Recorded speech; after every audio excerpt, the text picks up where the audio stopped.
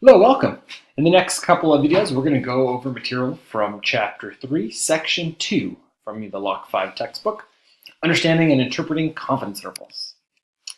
So in this section, we're going to talk about an interval estimate.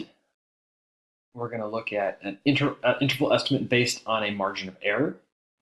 We'll define what a confidence interval is. We'll talk about computing a 95% confidence interval using standard error, understanding confidence intervals, and then we'll look at common misinterpretations.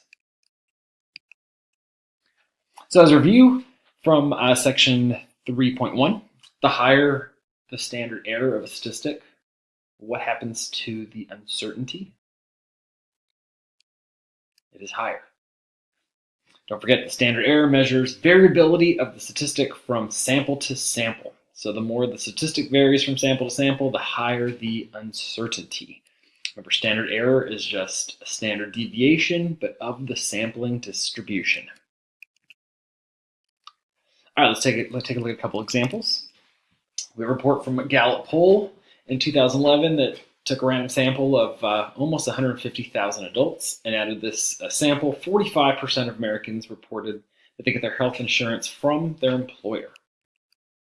So we want to know, how accurate is that 45%?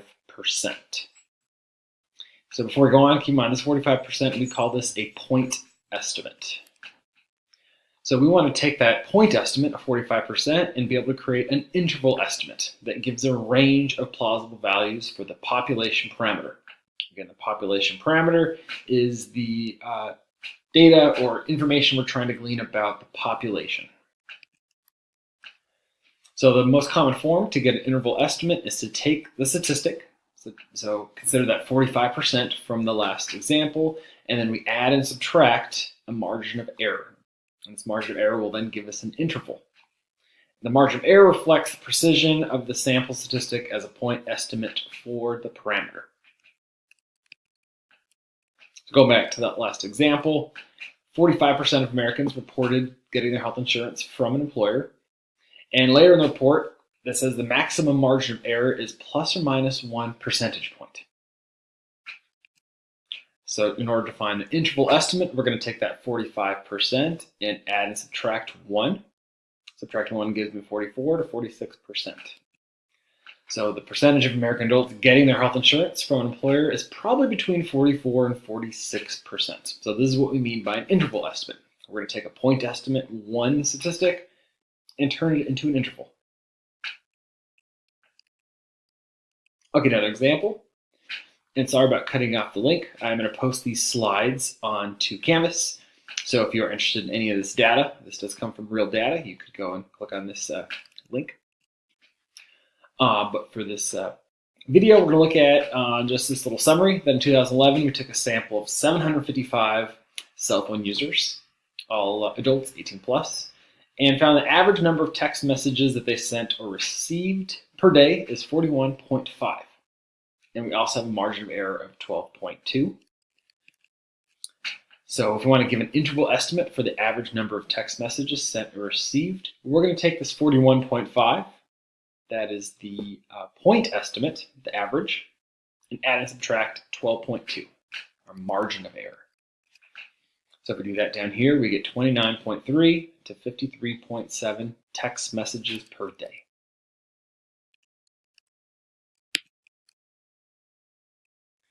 All right, going back to the 2016 presidential election, Hillary Clinton versus Donald Trump. We're going to look at just two polls, the Quinnipiac and the Monmouth polls. And notice right here, Clinton in the Quinnipiac gets 50% out of their 1,007 sample size. And Monmouth, in the Monmouth poll, Clinton gets 53% of their 726. But notice right here, we're also given MOE, margin of error. Margin of error between these two polls, 3.1 and 3.6.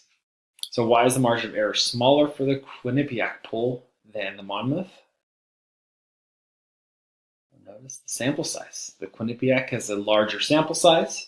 So the larger the sample size means you're going to reduce your variability, which means you're going to reduce your margin of error. And we're going to spend a lot more time in Chapter 3, and then also in Chapter 6, talking about how exactly do we compute these numbers.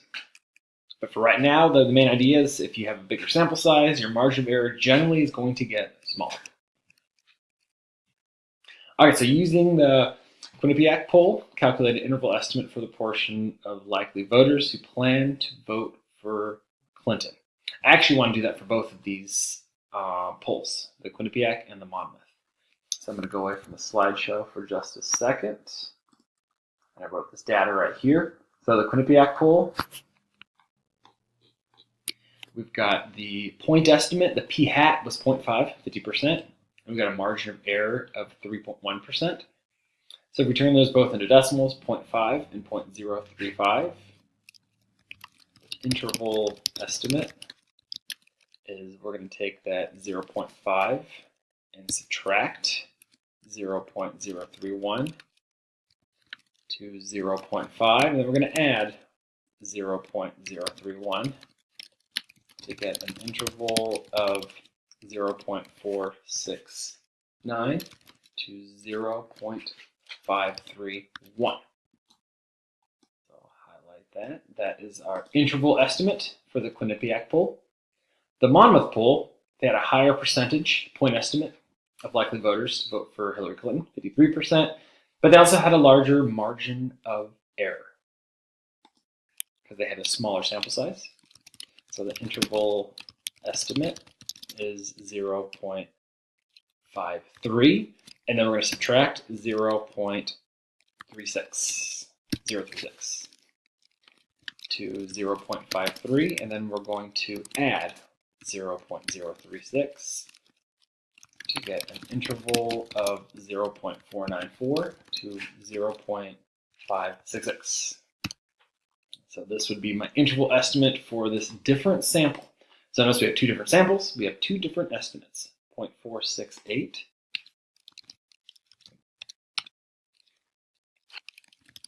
the actual population parameter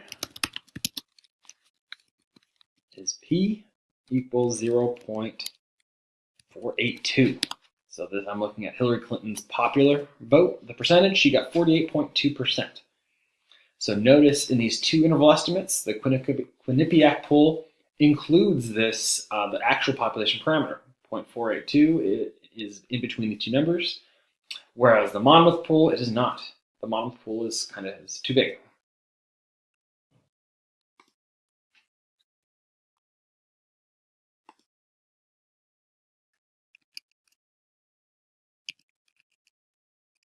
So we have presidential polling. Once the election is done, we have the actual true population parameter, that 48.2%. And just kind of reiterate, these interval estimates are somewhat nicer than the point estimate because we could get a range of data, but they don't always give us the true population parameter, as the Monmouth poll does not.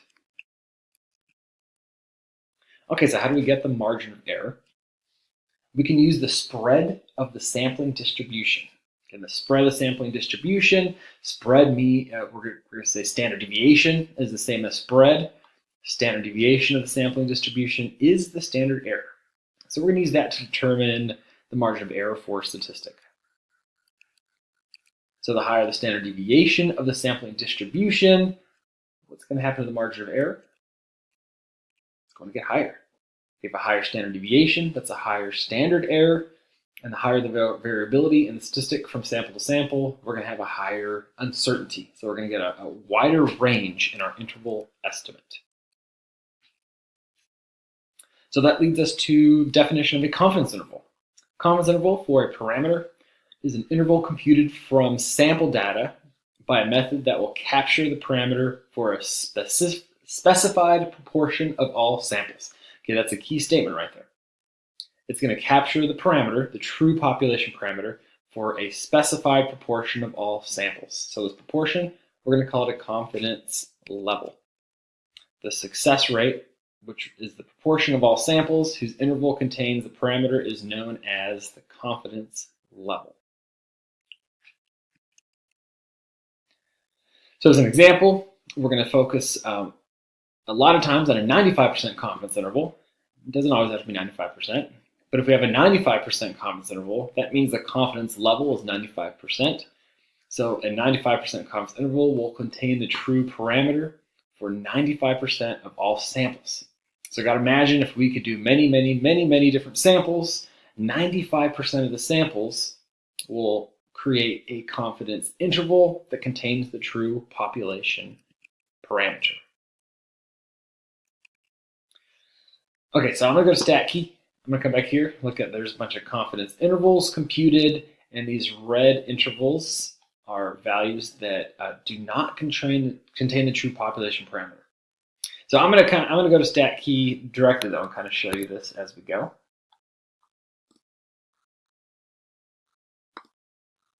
Okay, so I've got StatKey open, and I edited the data. So our population proportion is 0.482. So I want to think about Hillary Clinton's popular vote, her population proportion.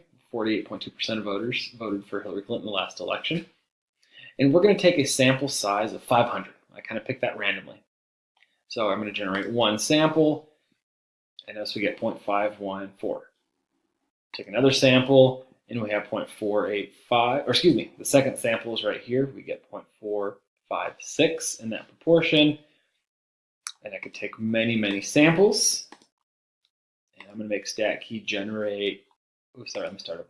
I'm going to generate 100 samples. So start over, I made 100 samples from the population that we know the proportion is 0.482. So I'm going to click on the confidence interval tab. And notice right here, each of these, as I highlight a dot, it highlights an interval.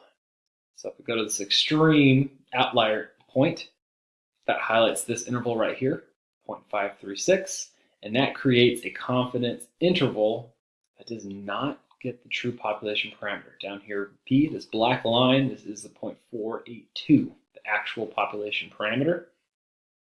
So if we take different samples, in this case, I just took 100 samples of 500 people simulated to get 100 different confidence intervals. About 95% of those intervals will contain the true population parameter. I'm going to reset the plot, and let's take another sample of 500. We're going to take 100 samples. And notice right here, again, I've got 1, 2, 3, 4, 5 of those samples that tend to go with the outliers. Do not contain the true population parameter.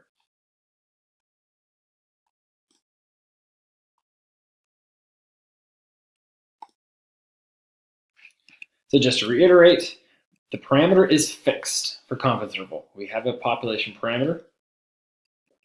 The statistic is random. It depends on the sample. You take different samples, your statistic is going to vary depending on the sample.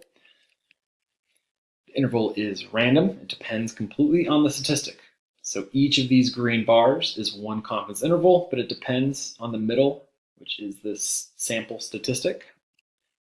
And 95% of these 95% confidence intervals will capture the truth. But that means about 5% will not. Think of the Monmouth poll we just talked about that did not contain a true portion of Hillary Clinton voters from a couple slides ago.